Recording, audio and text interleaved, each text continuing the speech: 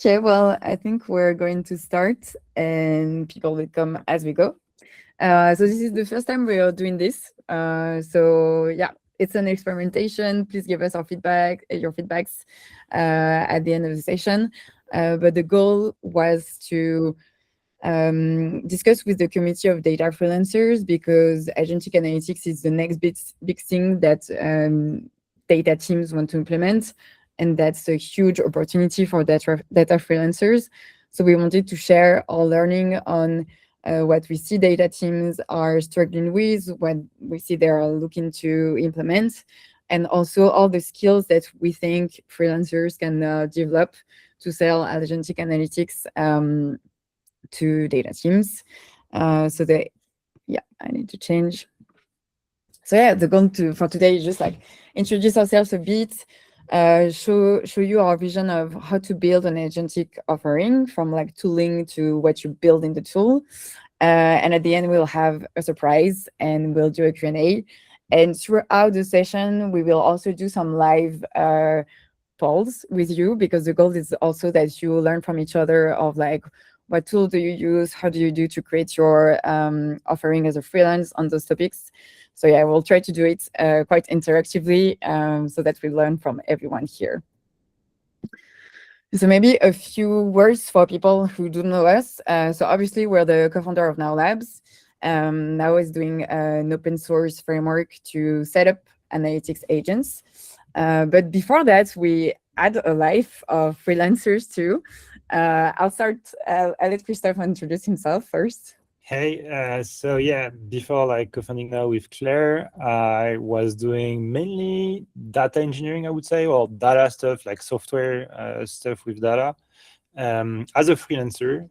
So I was working with French startups, scale-ups, and also like public organizations. And yeah, so like the freelancing life was pretty good. Yeah. Yeah. And on my side, I used to be a head of data in a startup called Sunday. Before that, I was a data scientist in a consulting firm. And after Sunday, I did 2 years of data freelancing, more to like finance the now start. But I did like 10 missions of set of analytics, of data stack, and ML models also. So we've lived a bit this data freelancing life. And that's why we thought we have a community of data freelancers around us, and we want to share with them like how to build on the agentic world. So as I said, like we are Now Labs. This is our repo. It's open source. Basically, what we do is that we have a framework with a context layer where you can build the context for your analytics agent, and then you can deploy a UI on top so that anyone in the company can chat with the data. And so why we are doing this live today? So yeah, as I said, like self-serve BI was what we were selling to clients maybe 2 years ago. And I think now agentic analytics is the product that will serve this demand of self-serve BI. So we need to change our offering to our clients. But the thing we see is that data teams often get stuck because those tools are not good out of the box. So you need to have a lot of time to actually implement them and to fully trust them. So I think that's where freelancers can help to like take the time to do this implementation. And the last thing we see is that it's kind of a new discipline to know how to build a good agentic, analytics agent. So we really think that there's some new expertise to develop to understand like how agents work, how they interact with context, how you can improve an agent. I think there's a lot of misconceptions on context, and it's up to us as freelancers to develop an expertise and sell it to clients. And what we've seen with Christophe is that people are interested with this kind of services. We do some services for our enterprise clients of implementing now, and we already sold some services around implementation, and people are really ready to pay for these services because they really are lost in where to start in terms of tooling, in terms of setup. So we know this is a demand that exists and that you can take the opportunity. So let's start by a quick poll. So there's a QR code here. You can scan it, and we'll just start with the first question. I'm going to start it. I'm going to check that you can see it. But the first question is to understand a bit where you are in terms of selling analytics agents. So it's live. You can scan the QR code and see the question. Yeah, so we wanted to see like where you are in terms of selling analytics agents, if you've already done that, or if you're, not seeing the demand yet. Let's see what we have. Okay, we have a clear answer for now. Link, yes. How do I get the link? On your phone, I think. Right. Check the link. I'll send it in the chat. Okay, we have 41 votes, but Almost we have half. a clear what? Almost half of the people in the Yeah, room. but we have a clear winner for now. So I'm not going to share screen, but oh yeah, maybe I'm going to share screen. Can I share this instead? Yes. So yeah, so clear winner is that you haven't, but you see the demand for it. So yeah, I think that's just a good moment to start thinking about it, because I think we also see demand for it, and maybe you need to first convince your clients on what to do, where to start, and to package an offering, so that you can actually sell some missions. But we already have 10% who sold the mission, so that's a good start. Cool. Okay, so basically what we want to share in terms of how to create your offering for agentic analytics is to define these 5 elements. That's how we work with our current clients. That's kind of like what we define with them, even with users that just deploy now open source version. We always help them go through the steps. So like define what is the scope of your agents, choose a tool, which is a hard one since there are a lot of options to choose from on the market. Then configure the tool. I think that's where you can bring the most value. Then define how you're going to roll out, how you're going to manage the rollout of the tool, and then commit or at least monitor some results on your analytics agent. So the scope, I think, is quite important because analytics agent can be targeted at different people. You need to understand if this is going to be used by the data team or the business team, because it's not going to be the same tool. It's not going to be the same needs in terms of technical interface or not. And also it's not going to be the same requirements in terms of trust and reliability.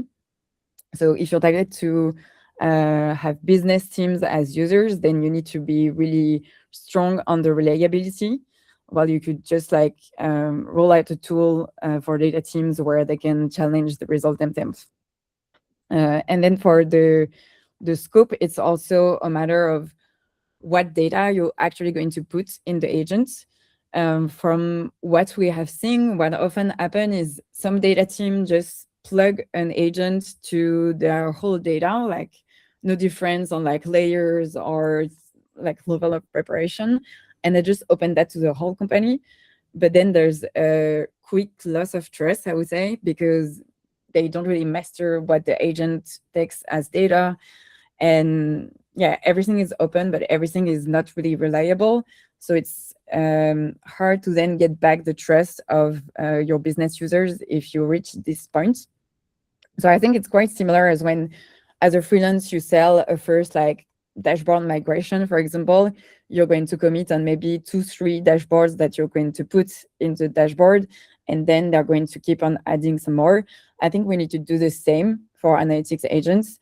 So define a small scope to start so that we can prove adoption on the small scope and then extend.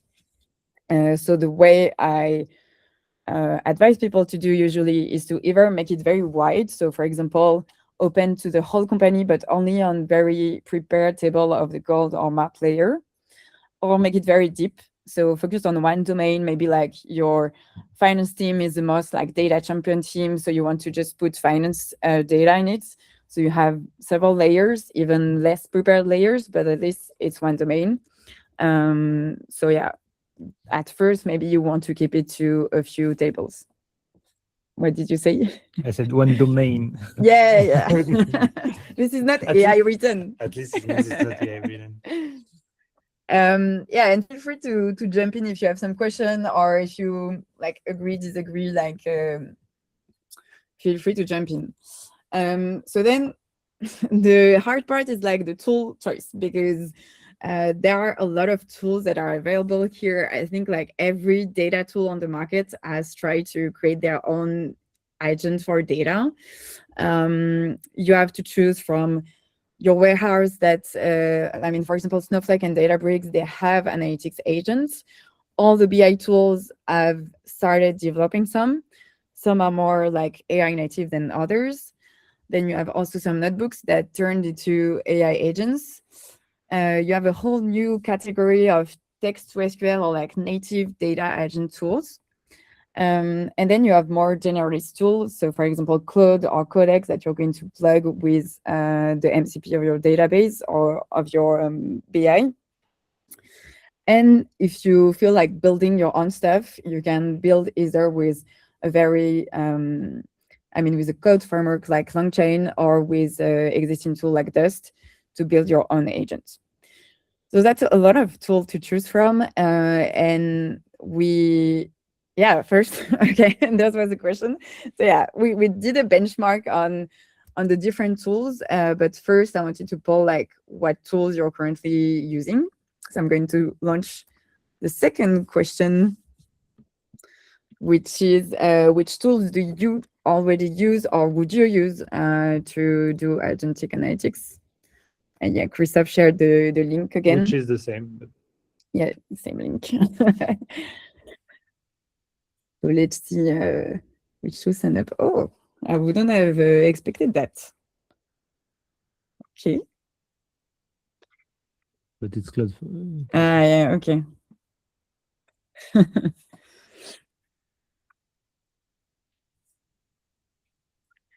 Okay. Others, there's a lot of others. So if you wrote other, oh yeah, now it's not on the list. That's true. We are very bad. Okay. Well, we just wanted to say outside of now, because otherwise we would have been number one. That would not be fair.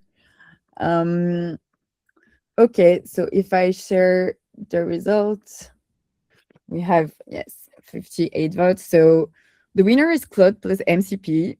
I think I'm going to disagree on that, but we'll talk about that later. I was surprised on Metabot being before Hex, honestly, but why not? And there's a lot of others. So is other now or something else? Like, tell us if we forgot some tool. Okay, interesting. So you guys already are familiar with Claude plus MCP then.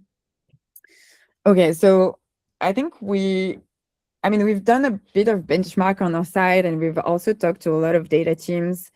And like that's the top 5 tools that we see working on data teams, because we see a lot of data teams trying a lot of tools, but that there are the tools that come back all the time and that data teams are most happy with.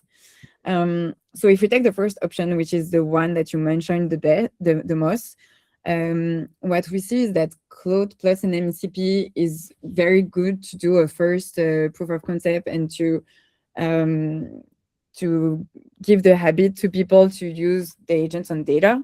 And I think the only negative point that we see on the setup is on the governance side. So if you want to see what people actually do with the agents, you don't have governance on what are the questions they ask to Claude, what are the answers that Claude give to the users.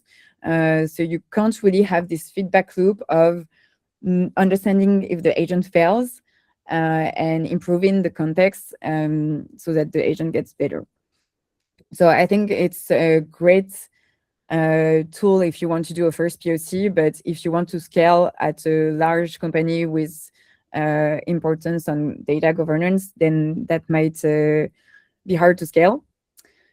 And then we see, so there are Genie of Databricks and Cortex of Snowflake. I think the main issue with them is that it requires a lot of work to make it work. So both require you to create a semantic layer to make it work. But then when you have set it up, the good thing is that it's in your client's existing infrastructure. And if you're okay to give access to Snowflake and Databricks to everyone in the company, then it's an interface that already exists. Then we have two kind of like similar solutions, which are Hex and Omni. I think from the feedbacks that we got, people were quite happy with their experience. I think the difference between the two is that Hex will be better suited to companies that are quite technical, like people need to be technical because it's still creating some notebooks underneath. So it's not like as UI friendly as a BI, a classical BI. And on the contrary, Omni has a lot of UI and interactive features around the BI, even like Excel-like tables. So I think if the audience is a bit less technical, Omni would be better for this. And then the only kind of like issue we see on these two tools is the price scalability.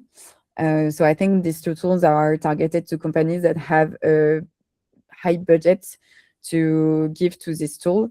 I think Omni is a minimum of 40K a year and Hex is 80 by user, but you need to have a $80 license for every user that wants to use the agent. So if you want to scale it to the whole company, then that's a expensive price. And also I think the issue with these two is that it requires you to migrate your whole BI. So yeah, you need to at the same time like sell a BI migration to this tool and configure like the agent. So that's a lot of work at once. Then there's Lightdash, which is an open source tool. And I think for now, the AI agent is not in the open source version, so you still need to pay the cloud version. And I think their BI tool is really well developed, but the agent is still at the beginning, I would say. But that's a good open source option if you want both BI and agents. And so the last option, which is now, is so I think we see it as a good option to kick off a POC and just like test how good it works and iterate on the reliability, on having your users test it without investing a single dollar, because you could just like deploy in self-hosted to a few users and test the reliability before you actually spend any money, aside from like the LLM costs, of course. So yeah, so I think that's the panel we see. And one important thing also is that as a freelancer, you're not going to bring the same value depending on the tool. So I think if you think about Databricks and Snowflake, it's going to be about like building the semantic layer on their tool. Hex and Omni and Lightdash are more about working on the DBT project because they rely a lot on the DBT semantic layer. So there are not so much like context work that you can do on it. And the thing we provide with now is a real tool to build context. So how to create a good context for your agent to make it better, how to evaluate it, and show to your clients that your agent is actually reliable.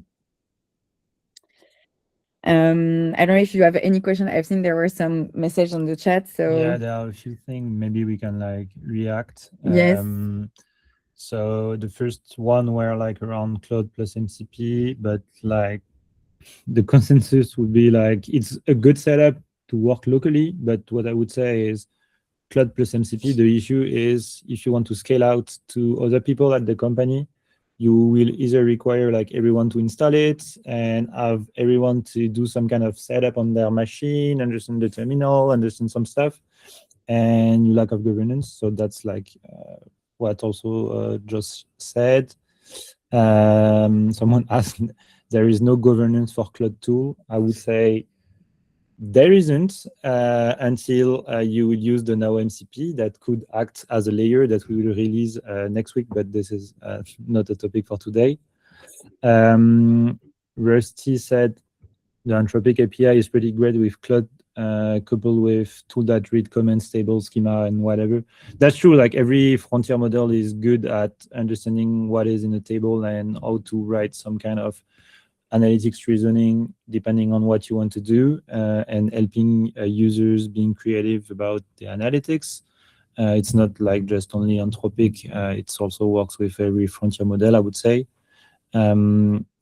But yeah, that's the thing. But also one thing that we think is when you create your whole setup on top of Cloud, when you look at what Anthropic is doing at the moment, maybe you want to migrate out of Cloud because the pricing will change, you're going to be vendor lock or whatever. Maybe it's a good idea to create this kind of agentic analytics setup outside of the Frontier Lab, because it means that you have like a product that can easily switch from one model to another, depending on what this Frontier Lab are doing. I think it's like a good thing to think of.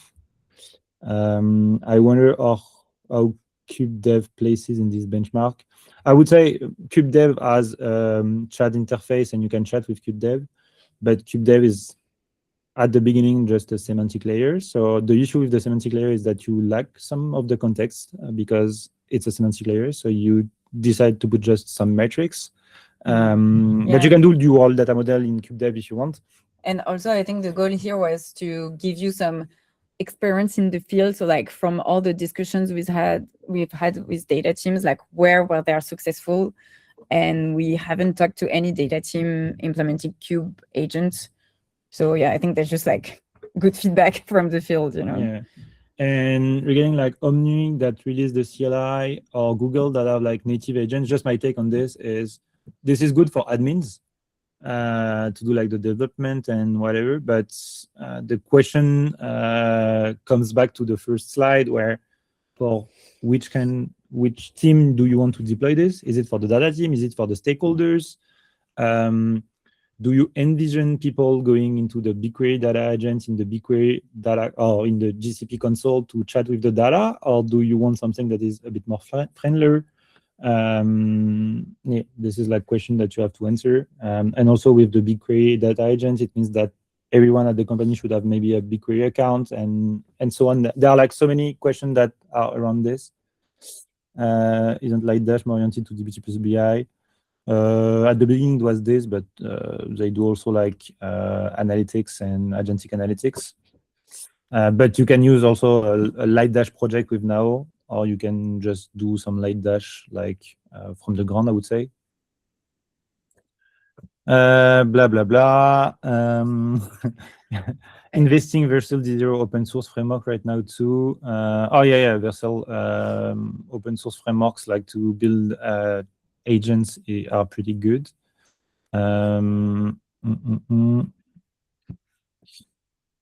Visu, I don't know Visu. Maybe you're the developer of Visu, I don't know. Not being logged to one particular model. Don't control on Cloud Code updates? By Cloud, you mean Cloud Code desktop? I mean Cloud Code or desktop, like I would say something that you have locally. So it's like whether in the terminal or with like UI. And so maybe like a kind of decision tree that I kind of do in my mind when I talk to someone like more like direct data teams. I think it all depends on what's your current setup, because I think today there's kind of like two sides of BI tools. Some BI tools are really investing heavily in AI or even are AI native. So Sigma, Omni, Hex, Lightdash are really promising in terms of AI features. So I think there is no reason maybe like to shift from them. And on the other side, you have BI tools that are kind of lagging in terms of innovation. So Power BI, Tableau, Looker, Metabase. So this one, maybe you want to actually change your tool. Then the question is, do you actually want to migrate your whole BI for having an agent for your data? If you don't want to migrate your whole BI, then a solution can be to be in a hybrid situation where you keep your existing BI tool just for reporting, and then for all the analytics requests, you can use an agent next to it. So more the agent of your warehouse, Claude plus MCP, or now since it's open source, you can easily deploy it on the side without too much extra cost or migration. And I think it's the same if you are on the AI native tools that are kind of expensive, like the feedback we have had on Hex, for example, which is seed-based, is that if you want to expand it to your whole company, maybe you want to have them on another tool, either like an in-house agent or another agent on the side.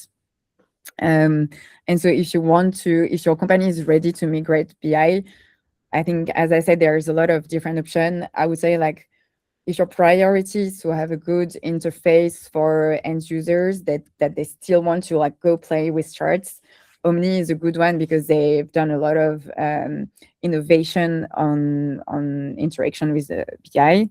If your audience is very technical and used to notebooks, and I think Hex is the good option. If you really love dashboard as code, I think Lightdash is really known for that.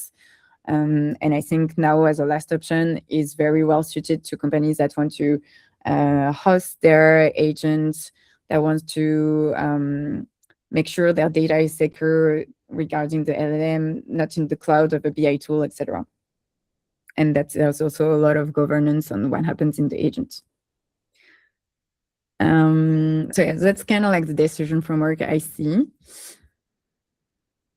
And so now going to the next step, I think the question, once you have, oh yeah, I need to launch this survey. Okay, I started the next poll. So yeah, I think the next step when you have chosen the tool you want to implement is, what are you going to put in it actually?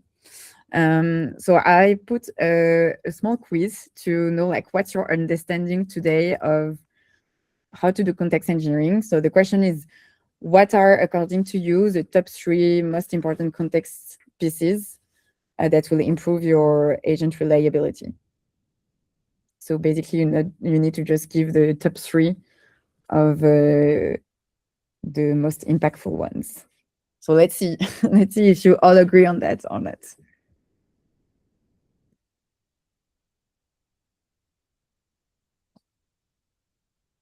Let's see if you have read the Claire article about context engineers. No, or just like experimented with them. Okay. Yeah, this one is a tough one because you need to read the 11 choices that you have.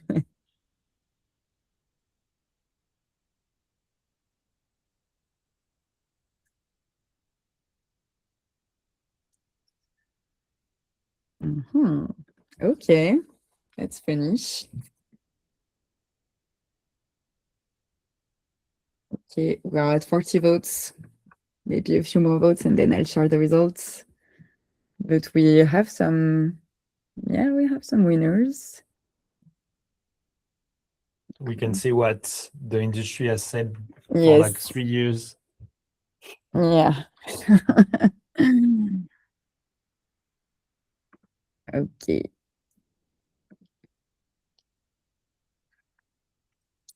Oop.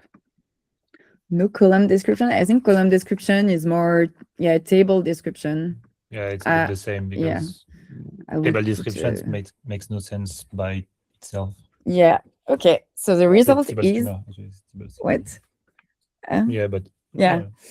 So yeah, everyone thinks the most impactful thing is to add a semantic layer. Then table description, well, I guess that's like the basis. Okay, roles, that would be interesting one. And then, okay, so joins is not so high. and yeah, all the DBT stuff either. So I think what would be interesting to see here, but I don't know really how to see that, is I feel like everyone has different point of views on what actually improve the reliability of agents. And I think I wanted to ask this question because I wanted to show that, I mean, are you really sure about what you said? Like, can you really prove it? I don't think you can. Or, I mean, I don't know. Tell me if you can. But the point here is that this is not something people already have expertise on. I think a lot of people talk about semantic layer, but can they really prove that they had an agent that had like not such a good reliability, and then with the semantic layer, it really improved the reliability? That's something that remains unseen. So I think what we need to do is to build an expertise on that. And is if as freelancers, we can really show that we have built this knowledge, experimented with all these different context spaces, then we can sell this expertise to our clients. And to illustrate this a bit, I think if you have one same tool with the same model, I mean LLM model, and different contexts, it's going to be a very different reliability. So in now what we have built is an evaluation framework. So basically it's text to SQL unit tests. So you give a question and the expected SQL to solve the question. And then the test command is going to send all the question to the agent and to get the results, the table results, and just do a data diff between the expected results and the agent results. So this way we can compare if the agent has actually given the right number, whatever the SQL that was written, whatever with like context semantic layer or not. So yeah, so we have built this evaluation framework, and what I've done with it is that I've tested the same agent, same model with different contexts, and I started with no context. So you can see when I start with just giving no context, just having the agent execute queries to understand what tables are available, etc. The reliability of the agent is really low. It's like 17%. So you would not give that to business users. And then as you add some more context, it becomes better. So here I add some schema of the table. I filter to a subset of tables, add some DBT information, sample profiling. Then the rules was actually a big jump because the rules allow your agent to be better orchestrated. So for example, in the rules, I will say, if you are asked a question on revenue, the source of truth for this table, for this question is this table. So this is going to be directing the agent quickly to the right source of truth. And then the main things I actually have done to improve from 45% to 86 is actually like data modeling and adding data documentation. So you can see just like improving the data modeling because I actually add some ambiguous dimensions metrics, makes me go to the 86% reliability. And you can see here, I still haven't added any semantic layer. And I actually did another study where I was doing a context with a semantic layer, and I reached the exact same reliability of 85%, I think. So currently, I'm not convinced that creating a semantic layer would be the solution. But the point here is not that. The point is to say, like, I think there's no one size fits all for the context. I think it depends on what is the configuration of your clients. Do they already have documentation? Do they already have description on their tables? Do they have a lot of tables? Do they have a lot of different metrics or a reduced set of metrics? And also like how good their data model is already. And I think that's the way we should work. That's actually the whole work we should say at as data freelancers, is measuring the reliability of what exists today and see where the agent fails to improve the context. Any reaction in the chat? Yeah, there are a few. The first thing is, so as semantic layer came out first from like the survey, this is like a take from Rusty, who said semantic layer a catch-all. This is true, like semantic layer means so many things depending on the context. The way I always phrased it is the semantic layer is just pure documentation. It's like a YAML, a markdown, whatever, like some people are doing semantic layer in Notion pages. And this kind of semantic layer that is documentation is mainly defining the metrics and the dimension that you have in your data. And in the current state of the frontier models, with just metrics and dimensions, they can write whatever SQL you want on top of it. And there is the other part of the semantic layer that is, for instance, kubedev or the dbt semantic layer that you have like in the cloud, which is the metric store. So an API that just takes metrics, dimension, and some filters to return directly answers. And this one is not like SQL, it's more like an API with some restricted surface that you can use to query data. And the SQL writing is deterministically done on the API. The issue that we see with the second one, with the metric store, is you have a smaller surface and you will have issues to answer the whole question people will have, because what you want with a chat interface is that people ask questions and then they do deep dives and then they do deep dives. And at some point you land on outside of the semantic layer. So if you just restrict yourself to a semantic layer that is like a metric store, you're gonna have issues.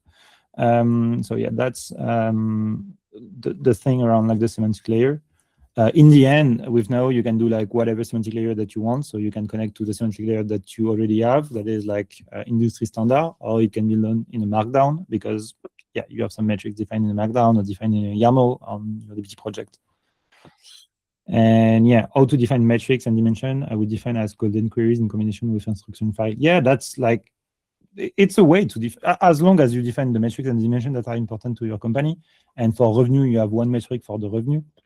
I think the agent will be good. This is the thing that Claire found, like in the study, that ambiguity is the accuracy killer in a sense. Mm-mm. This is the worst thing, like having ambiguity in your context, in your defined context. Yeah. And yeah, so to answer your question, Alejandro, it's improving the data model means killing all the ambiguity that you have in the data model. So for example, I did all this analysis on our own data, and I had a metric called paying users. And I kind of realized that in two tables there were paying users, but the definition was not the right one. There was on one part like paying users from Stripe that had paid, and then paying users that had activated their license. So then I converted that into two different metrics, which were like paying licenses and paying users, which are actually different definitions. So I think this work of context engineering actually makes you do extreme precise data modeling, because this will spot any ambiguity that you have in your data.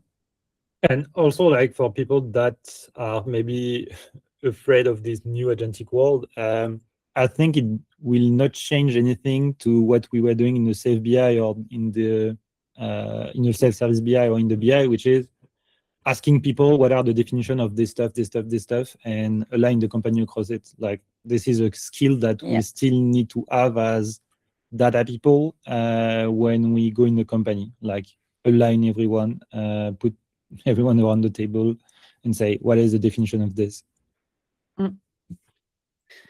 Okay, I'll go on because we have only 20 minutes left. But so I think the whole idea of the main work that you should do is to do a lot of context iteration and really build this machine of context iteration. I think there's two ways to do it. The first would be like have this theoretical evaluation. So what I just shown, have some text to SQL unit tests. There are different frameworks that can make you do that. Now is one, but I think Databricks Genie also has a text to SQL unit test functionality, and then some people use LongFuse, which is also open source.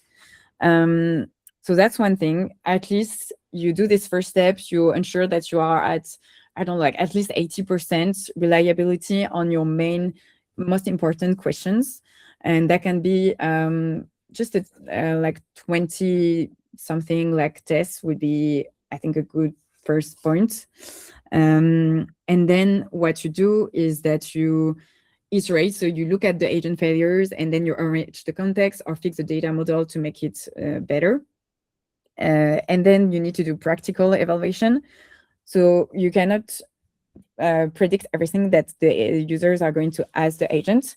So having a tool that lets you monitor the user chats and also iterate on the context depending on what the users have asked and what the agent fails is also something you need to put in place for the future. So on this point, there are more tools that do that. I think Omni, Hex, Databricks, Slidash, they all have functionality where you can see past user chats, and then you can iterate on the context from there.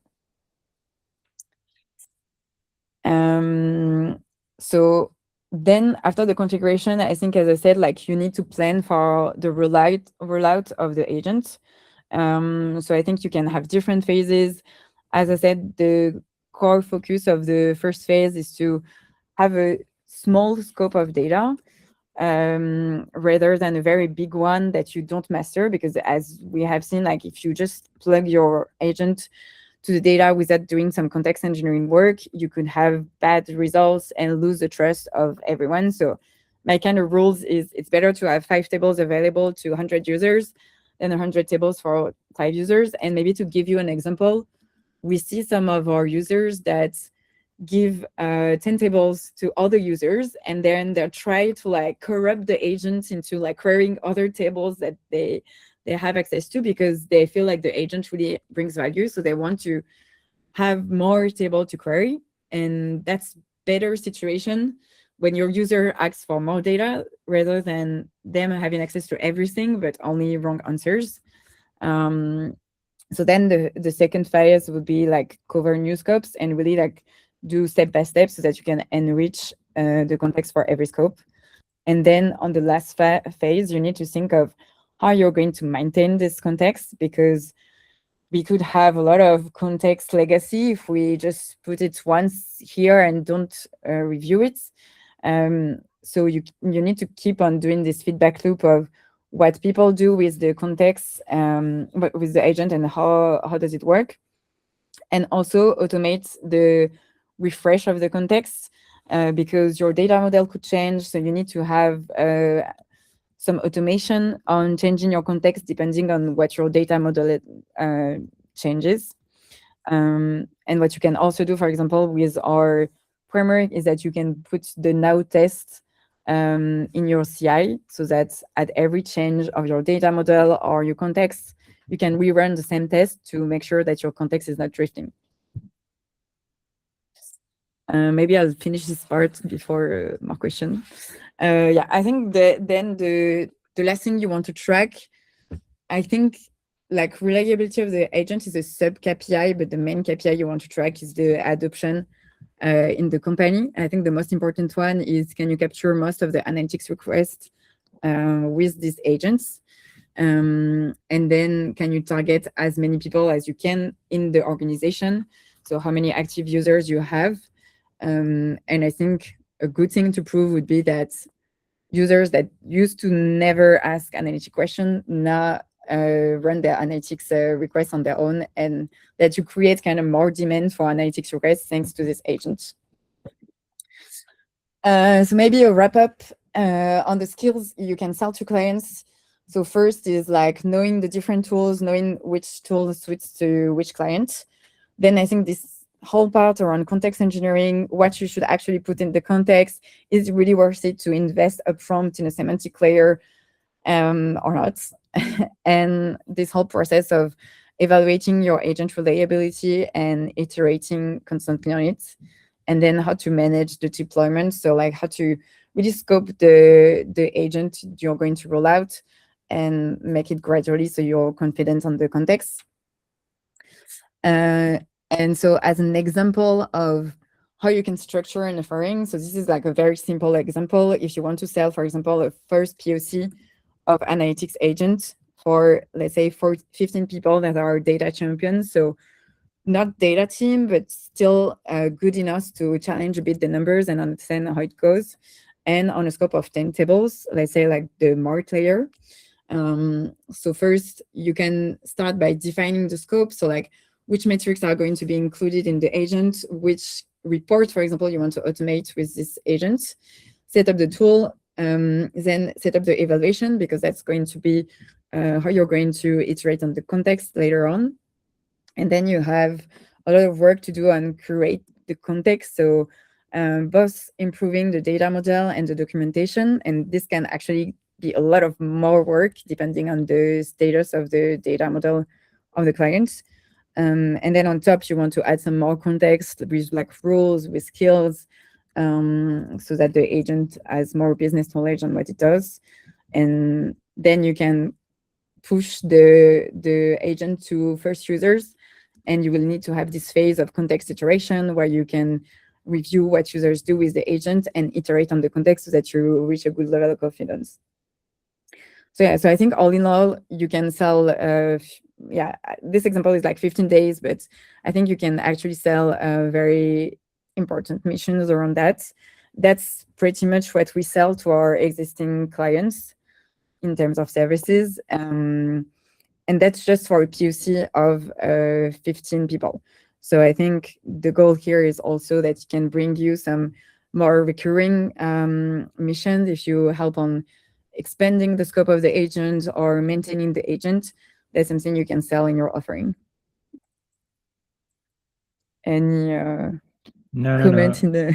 Ralia, I'm not sure I've understood like your comment, but this is something we should chat like in PM because I'm not sure. And yeah, Rusty, as now is a central tool, we capture like the entire agent conversation, and so user can by itself say like sum up or sum down.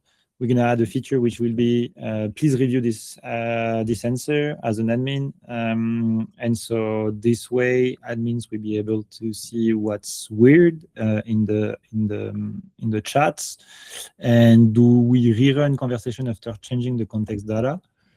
At the moment we don't do it, but this is something that is planned regarding like I would say the context evaluation or the context improvement, where we will have routines that look at all the conversation, find what are the improvements that have to be done, and then create pull request improvements on the context layer or on the data model. So yeah, it's better. And yeah, and the last question or the last remark, I think there is an expression about the semantic layer. Yeah, we'll see later. This one I will answer. It's a bit too long. Can I use now with my Cloud Code subscription? Nope, because it's not possible because of Anthropic, because Anthropic removed this possibility. Yeah. So to be honest, you could do it, but this is not me advising you to do it. So with like a few tweaks in the now UI, you can do it with like Cloud Code asking to do it. But this is not official. Yeah. If you do it locally, you can do whatever you want.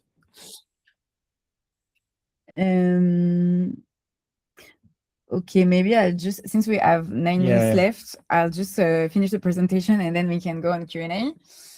So we have a small surprise for you, but before I do the surprise, you need to earn this surprise by giving a star to our repository. So currently we are at 1,095 stars. So let's try to put it at 1,150 because there are like 16 in the chat. So yeah, you can scan the QR code and I can send the link. Thank you, Thomas. You sent the link already. Okay, if you already started once or twice, then it's fine.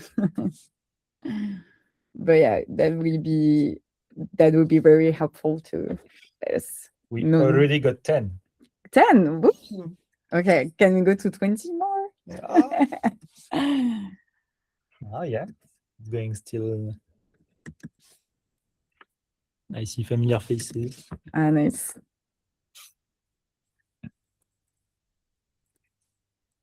15. 15. Okay. Well, maybe we go to the surprise and 20. Almost 20. almost 20. 20. Okay. Well, thank you, everyone. That's 20 more stars for us. Yes. Yeah, let's do it until GitHub is down. Yeah. Okay. Well, so we have a small like teaser video which is done by Cloud Design. So let's see how it does. Oh no, it's like.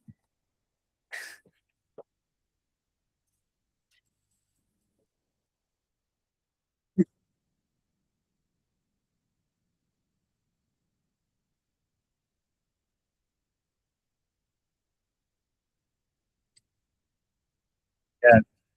We can do some for It's too bad. The music is very good. Yeah, we could have aimed it, but yeah, I mean, so what we want to start with the data freelance community is to start a ambassador program. So you've seen a bit in the slides, but so first, like, why we think it's a good option for us to suggest your clients?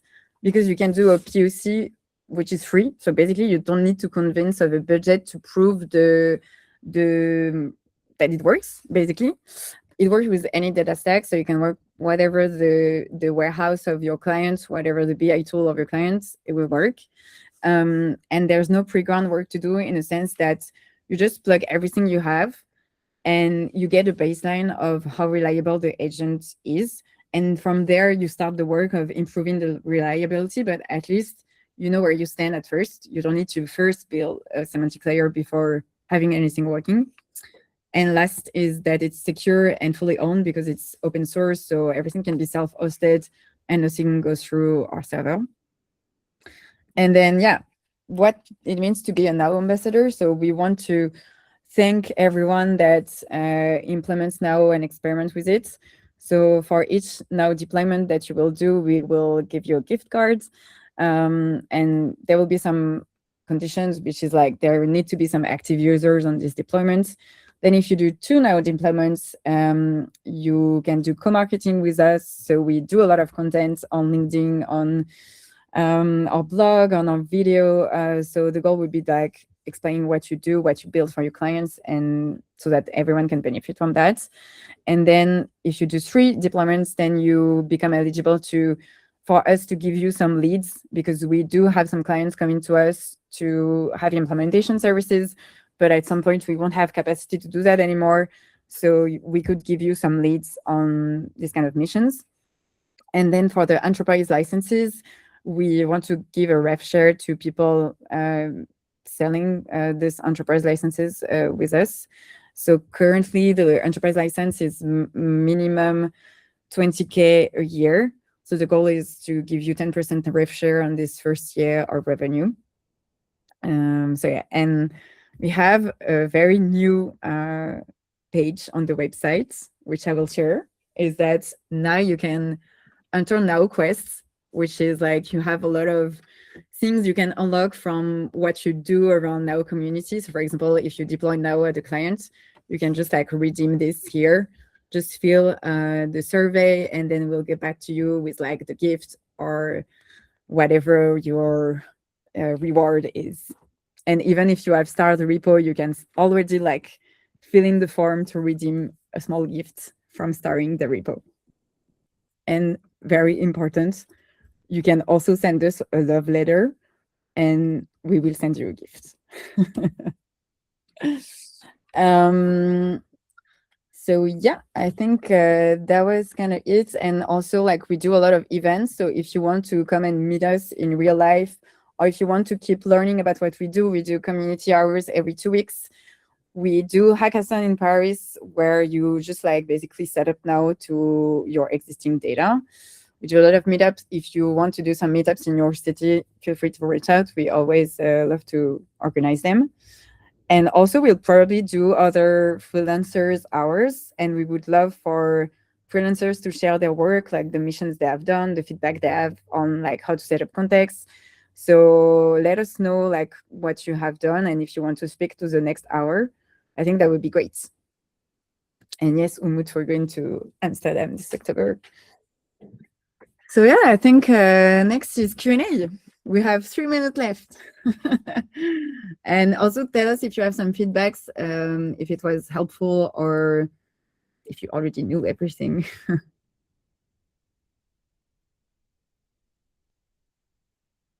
Any question No left? more question. I think we had some question left, maybe. Mm, Can you- scale for big data teams. Yeah, so for big data teams, so we already are working with people that want to scale the agent on teams above like 1,000 people. So the way we do is really like define domains by domain, and we roll out the agent domain by domain. So currently with this company, we are doing a first POC for a few, like 10 users, and then we're going to expand from there to the rest of the company. It's thousands of people. Yeah. Do you only support DBT or also Dataform? Actually, we support whatever you use. So that's the magic of the current Now agent is. So we have as a first tier context provider every warehouses. We have Notion, and we have like whatever GitHub repo that you have. So it works with DBT. If you have your Dataform in a GitHub repo, we can pull it. We are adding something in the context, which is like custom providers or custom hooks that can structure the context in a way at every context thing.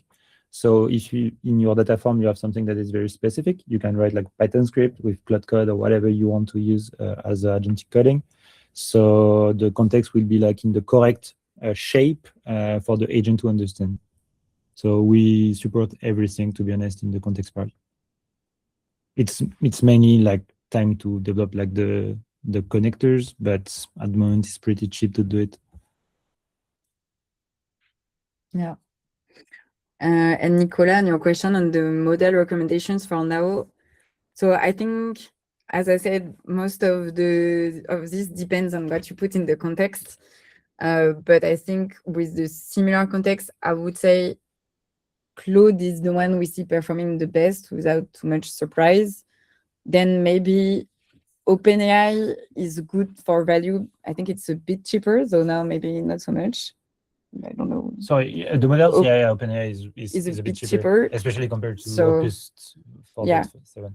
And they are still getting like almost as good. So I guess like OpenAI is a good value. And then we see a lot of companies working with Gemini as well, because obviously they have the license.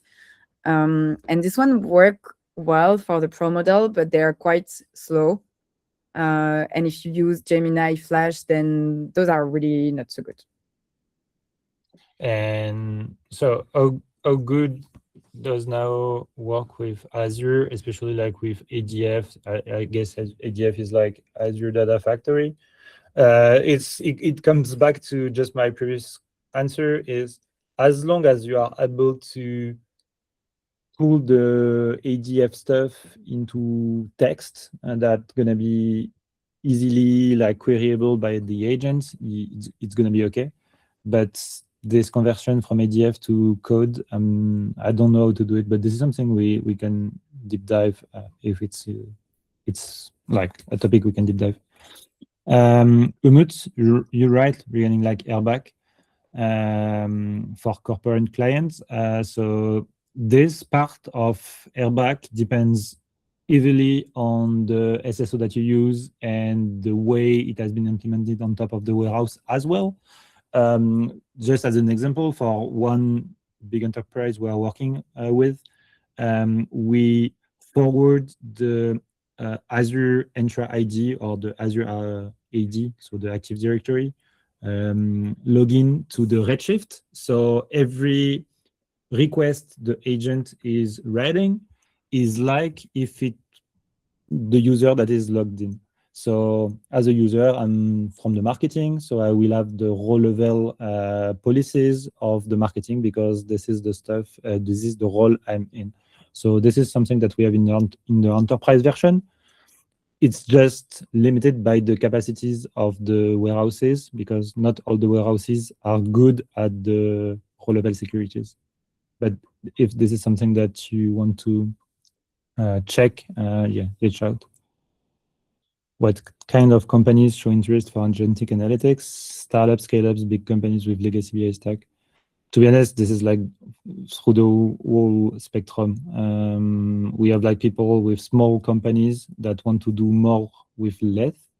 So like yeah, like 1% data yeah, teams. 1% data team cannot answer every question or every simple question, to say it nicely, like simple question, where people just ask for yeah, last week revenue, when there are like maybe 2 dashboards already answering this, but they are not able to go into Tableau or whatever BI tool they have, to like big companies with legacy BI stack or not legacy BI stack. With big companies, people have a lot of questions, and they are used to use ChatGPT in their personal setup, so they want to have the same kind of setup on top of the data.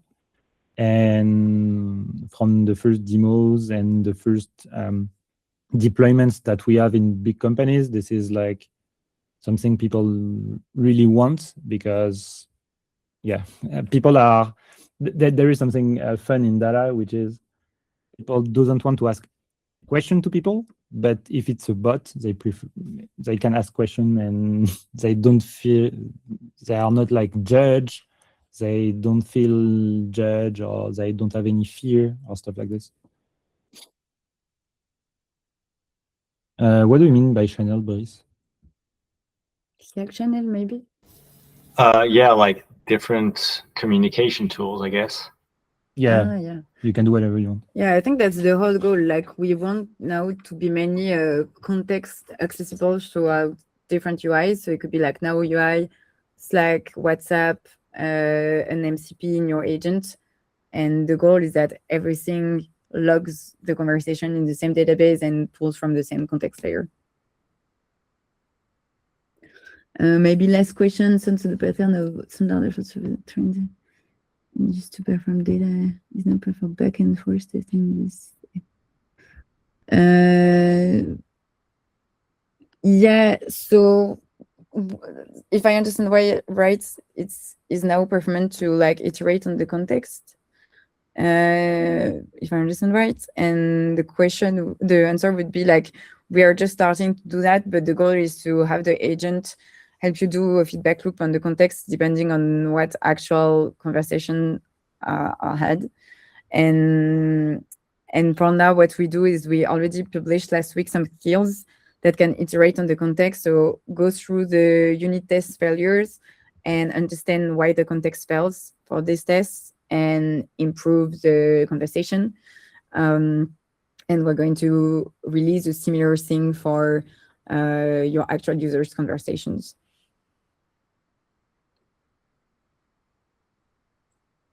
Okay, well, I think we're going to stop there because we're already over time, but that was very great to have so many people interested.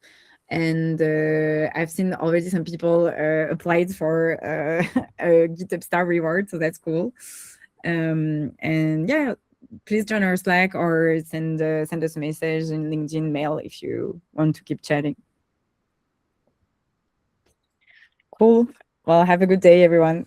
Thank you so much. Bye. Bye.